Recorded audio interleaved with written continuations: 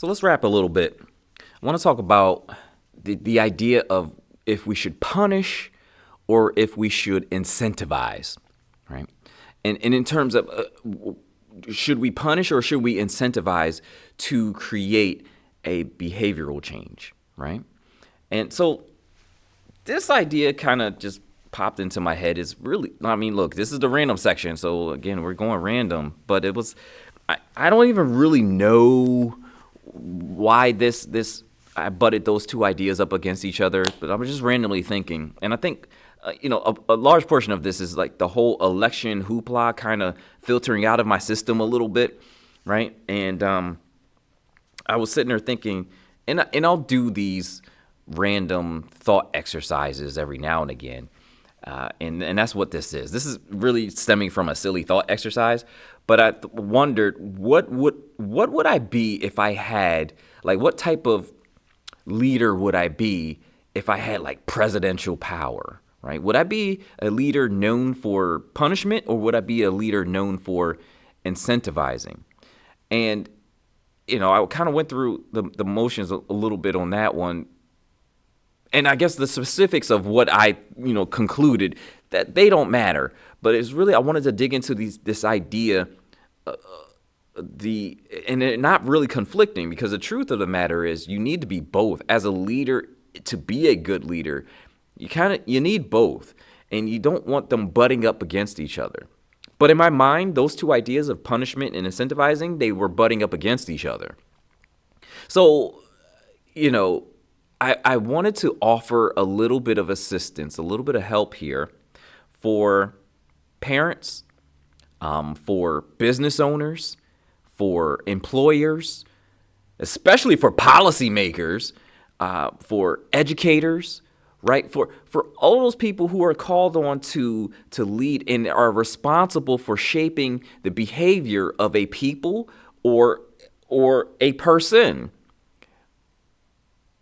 I wanted to offer a little bit of advice or a little bit of perspective here, okay? So this is going to be a two-parter. First part, we're going to go over punishment. Punishment is a method of behavioral change that basically hands out negative consequences as a response to undesirable behavior, right? So for instance, if the undesirable behavior is you're late to your job, the punishment is you get fired, right? The undesirable behavior is you commit a crime. The punishment is you go to jail. Okay, so it's punishment is a method of behavioral change that hands out a negative consequence for an undesirable behavior. Okay, now the thing is with that though, it works initially simply because of the fear of those consequences. Because what it does is it creates a clear connection between the undesirable behavior and the negative consequence, right? So punishment draws those two together. Thus, by creating a negative consequence for that undesirable behavior, you're hopefully at that point limiting the occurrence of that undesirable behavior. Okay, so punishment can be applied two different ways, right? The first way is by applying a negative stimulus to the undesired behavior. Okay, so you're basically applying something negative to the action, right? The other way is by taking away something desirable as a result of that action, right? So again, let's go back. You do the crime, and you did some crime. You stole something, right? The punishment here in this case would be you go to jail, right? That's the negative. You don't want to go to jail. Now you have to go to jail because you committed this crime, right? But the other way, by taking away something desirable, was like, hey, we do it with children all the time, right? Don't do this, don't do that, don't take the cookie, don't steal the cookie. You leave the cookies alone. And it's like, okay, well, then they end up taking the cookie. And then it's just like, well, you know what? You can't watch TV for the rest of the night, right? They enjoy TV, and they get big mad if you take that away. They're like, no, you can't go on your tablet tonight. Why? Because you did this, and there has to be some form of correction, some form of punishment because you did this. So it's like, those are two examples, right? So it's either by applying a negative consequence or by taking away a desirable behavior or desirable thing. And both of those are in efforts to correct or in efforts to change that undesirable behavior. So here's how punishment typically works out in terms of like, here are the effects of it, right? So when you're starting off, usually there's an immediate response. So that's usually one of quick compliance. Like, for instance, okay, let's go back to the child taking a cookie, right? And I don't know whether you agree with, spanking your children or not, whatever. That's not what I'm debating. I'm just saying, if they took the cookie and they get a smack on their hand for taking the cookie, usually what that does is and it doesn't always work this way, but usually what it does is it enacts like specific immediate compliance. Like, oh, wait. So they know immediately that was wrong. Shouldn't have done that. Right? So it also, punishment also sets clear boundaries, right? So it sets clear boundaries on what's acceptable behavior and what is not acceptable behavior, right? So again, we can kind of just go back to this cookie example here. It's not acceptable for you to steal the cookie. It's not acceptable for you to take the cookie, even after I told you don't touch the cookies, leave them alone, right? That's not acceptable. So here you have to know that that's not acceptable. Immediately they know, okay, that was not a good thing. Now they can make a decision on the back end and say, I'm going to do it anyway, but that's a different subject, right? What punishment does immediately, it forces an immediate response, but then it also sets those boundaries right away. Boom. As soon as the punishment is handed out, this is what we know. This is what it is. This was not desirable. We will not accept this behavior, right? But it also reinforces the rules, not the rules, but it reinforces the notion of rules and consequence. If you do this, then that. Right? Like it pretty much reinforces that whole idea in that pathway, right? It also can lead to long-term behavioral change only if it's applied properly. Okay? That's a big one. That is a really big one there, because there's a way you ought to hand out punishment. There's a way you ought to discipline whoever it is that you're trying to help towards behavioral change. Okay. There are So there are also potential pitfalls here for using punishment using punishment as a method for behavioral change. One of them is basically it can create an environment of fear and anxiety, right? And that's what I was kind of referring to when I'm talking about, what if I had presidential power? Would I be somebody who's feared? Would I be a leader who's feared, or would I be a leader who's, that's kind of that first part right there. That's what I'm talking about. It can create an environment of fear and anxiety where everybody's afraid to make a move or do anything because they fear this consequence, or they fear this punishment. And in a lot of cases, this happens because punishment is handed out unevenly. But we'll get to that, right? So also, resentment and hostility can develop not against anybody else but the punisher, right? And that's, you see that all the time with kids, right? They might not understand as much. They might not know as much, but they'll definitely get mad at their parents for telling them that they can't go out somewhere. right? Because of some other reason, right? Or some other thing, right? They'll get mad at the parents, but they're the ones that broke the rules. And it's just like, now, am I giving up too much tape on me? No, I'm playing. But it was just like that resentment and hostility may develop against the punisher, right? And what happens sometimes is also, and I see this a lot, is sometimes what the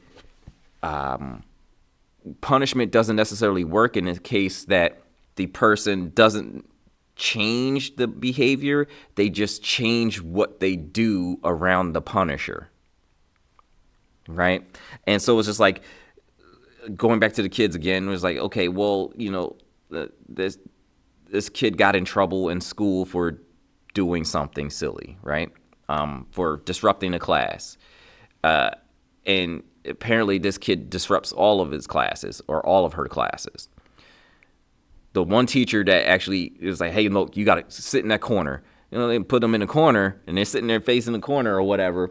They're over there for that one class. So they will not disrupt that class. Then they'll go to another class and it'll be the same old thing because this teacher didn't say anything. So you run the risk sometimes of not actually changing the behavior. They just won't do it around you. And parents run that risk all the time as well. Like with any form of leadership and anybody who's responsible for any form of behavioral change. I mean, I see this in the workplace a lot. I've seen it. I mean, I've been in the corporate world for about 15 years plus, actually. Oh man, I'm old. I've seen it every single year, everywhere I went. I hear about it all the time. Like it's just one of those things where it's just like, look, this manager likes this, so I'll make sure I line this up that way. I mean, this is the way I normally operate. I just won't do these certain things around them. And, for what it's worth, that's what people do. All right. So, but it also runs the risk of, so again, this is the downside of punishment here. It also runs the risk of the person who has the undesirable behavior. They run the risk of them having lower self-worth and lower self-esteem. And you have to be very mindful. As a leader, you have to be very mindful of that. And so you have to step very carefully when it comes to punishment with certain people, because they will more likely say that they are the worst person on the face of this planet as opposed to changing any of the behaviors. They can't get past the mental hurdle of saying that they're terrible in order to actually be better. And I've seen that, and unfortunately, I've seen that a lot as well. And then there's also you run the risk of the person who has the undesirable behavior experience or showing aggression or defiance. They flat out just was like, nah, whatever, you get out of here. Miss me with all that, right? So that's always a risk. That's always the downside of punishment, right? Because and again, you want to step very carefully, because you can actually quote unquote breed those ideas and these feelings within the person that you're trying to lead. And you want to be very careful with that. Okay. And then another downside to the punishment really comes down to it's not a real change, right? So it's kind of alluding to what I said earlier, right? It's not a real change, right? They just change when they're around a certain person, right? They're around the punisher, so they're going to be 110%. But who they really are as a person, they didn't change that behavior, right? So the question now begs to be asked, how do you use punishment as a way to change behavior? Or should you, right? And again, I'm of the mind that you should, but there's a way to do it, right? So how do you do it? Now, to fully understand, well, let me put it this way. For me to fully understand this idea of punishment and why I would use it as a leader and how I should use it as a leader, I had to go to the Bible. Surprise, surprise, right? And it's weird in a sense that, well, I'll explain. So I had to go to the Bible, and what I did was I wanted to frame what punishment is a little bit differently, right? Because I think there's a general understanding of what punishment is, and I said earlier that it's basically applying a negative consequence or taking away a desirable thing as a response to an undesirable behavior. Okay. And in this instance, in the Bible, it breaks it down in a number of different ways, right? So it's one of those things where it's like the purpose of punishment, and this is the way I look at it, right? So the purpose of punishment isn't to enact vengeance, okay?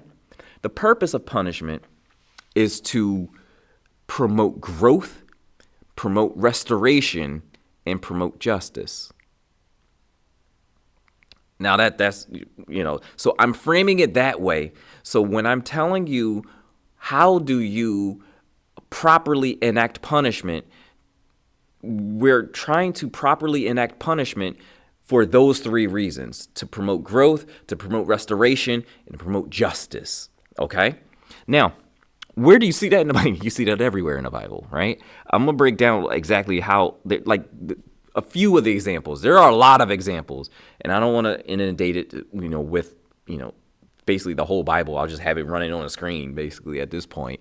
But this is how you frame your use of punishment to affect behavior change. You're using it to promote, support justice. You're using it for restoration, and you're using it for growth of the individual or group of people. So as far as examples, so punishment was used for justice and retribution, which is kind of like, wait a minute, we're not supposed to use it for just or retribution, at least, right? It's like, right. So if you go through, I'll just read them off. I'm not going to read the whole thing, the whole verse, but it's like Genesis 4:10-12. It's basically when punishment was handed out to Adam and Eve for committing the original sin, the numero uno, right?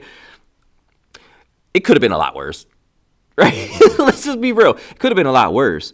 But here's an instance of punishment being used for justice and retribution, right? Because somebody has to, and here's this idea also of mercy that comes into play a lot of times, especially when you talk about justice, right? They're kind of on the same plane here, right? There's like, you have justice, then you have mercy, right? But and retribution is another thing. It's like, you do this is what the consequence is. There ain't nothing we can say or do about it, right? It's also used for correction and discipline. Go to 2 Samuel 12, verses 13-14. I think that's when David basically committed adultery, had a child out of adultery, and God did some things after that. Let's put it that way. It's also, punishment is also used as a deterrent from other negative or undesirable behaviors, right? That was seen in Acts 5, verses 1-11, where you basically had people, I guess it was at the beginning of the church, and they were doing some, how do I want to put it? They were lying against the Holy Spirit, but I'm trying to figure out a way to, they were just being deceitful. They were being deceitful. And so the punishment was handed out against two people, or I guess it was two people in particular, so that everyone else can see, like, oh no, we don't want to do that, right? It's also used for repentance and restoration, right? So punishment is used for repentance and restoration in the Bible, at least, right? Just look at the story of Jonah. Jonah was punished basically for disobeying God's command, and he was swallowed up by a big fish.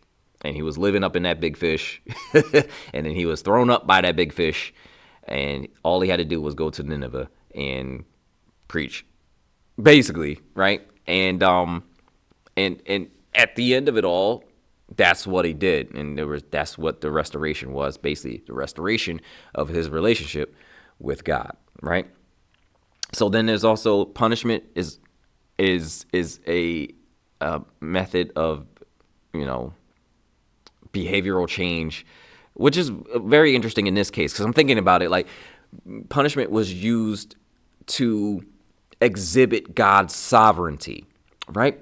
And just look at the book of Exodus. Like Exodus, well, not the whole book, but like, oh yeah, kind of the whole book, but specifically Exodus chapter 7 through, I think through 12 or 13, something like that. Basically, when it was all the plagues and all that stuff, it was going against Pharaoh. It was like, let my people go, right? Like this was showing God's ultimate rule and reign over his creation, over his creatures, right?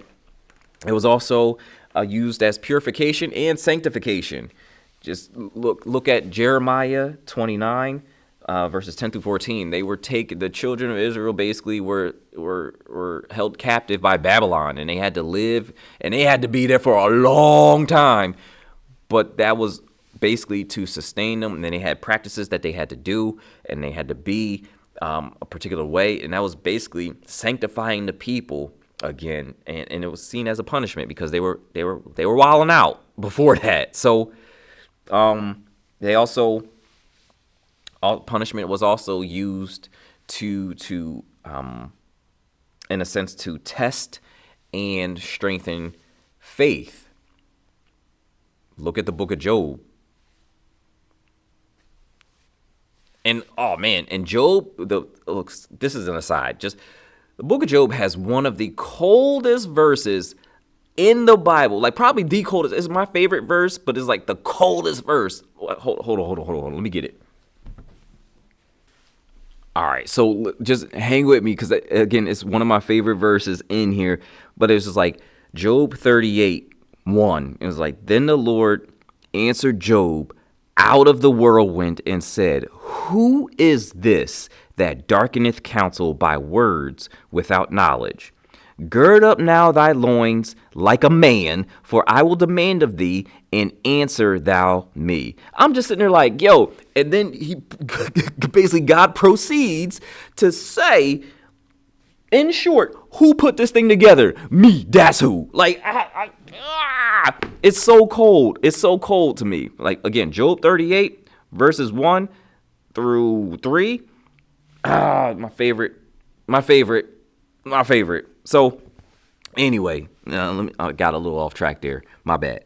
But this is, look. This is how you frame the use of punishment. Let me go back, right? So frame it for justice, restoration, and growth, okay? Now, how should you apply it? Now, this is key. As a leader, there's a particular way you should apply punishment because it's very easy to do it wrong. And the consequences of applying punishment in the wrong way, they're pretty far reaching, okay? So I want you to be very careful with how you handle the idea of punishment and using the tool of punishment as a behavioral change mechanism, okay? So it's like, how should you apply it? First, it should be applied fairly and consistently, right? It can't be wrong one day and right the next. Enough said on that one, right? But it should be fair. It shouldn't be, well, you committed you're going to hate me for this example. But it should be applied fairly and consistently. To me, it seems like the exact opposite of our current, criminal justice system, right? Where, or even, you don't even have to say criminal justice, just our current justice system as a whole. All of it, all the way around. Like, on one hand, we'll prosecute, we'll try and punish somebody who's committed a crime, and they're one of many people who have committed this crime, and the only reason why we're doing it is because they're our political opponent. I'm not going to go any deeper in that. But then there's also a history of punishing a people for no crime committed. So that if I mean, I wish I could dig into that, but I I don't think it is necessary for me to dig into that one even more. But you can see where in a number of different instances our justice system lacks the application of punishment fairly. Okay? So if you are a leader, like I said, educator, parent, policymaker, business owner, employer, whatever it may be, and you're responsible for a people and you're trying to, get behaviors to change, you're trying to aim at more desirable behaviors for desirable outcomes, then you have to make sure that if you're going to apply punishment anyway, that is even, it's fair, right? And it's consistent. Okay? So punishment also must fit the crime, right? Like you can't go back to the cookie example. My son sits there and takes the cookie off the tray. I told him not to take the cookie. I'm not going to send him to jail, right? Because the punishment does not fit the crime. And we have also seen that happen way, way too often, right? You make a mistake on your job. No one even noticed that you made the mistake, but one person, and you're fired because of it. Why? It didn't change anything. It didn't affect anything, and you were able to correct it quickly. But yet you're still gone. Bye-bye. I've seen that happen way too many times. That is not the proper application of punishment, at least in my eyes, right? So you take that. It has to, and I guess the idea, just to kind of go into it a little bit more, the idea here is that the punishment should be proportional to the undesirable behavior, right? If it's a major undesirable behavior, then there should be a major punishment. If there's an undesirable behavior that really is like, it is what it is, it's not really that big, then there shouldn't be an overblown punishment for something so small, right? But you also have to, and here's the kicker, and here's where a lot of leaders lose it. You also have to apply this punishment alongside constructive feedback.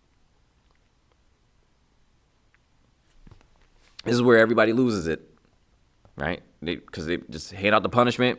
Don't do that. All right. And then they leave it there, right?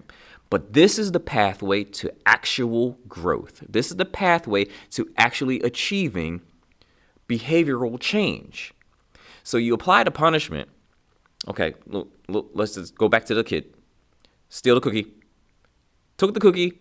Let's just say you decided the quick punishment was a smack on the hand, right?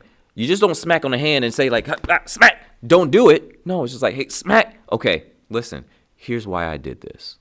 I did this because this is called stealing.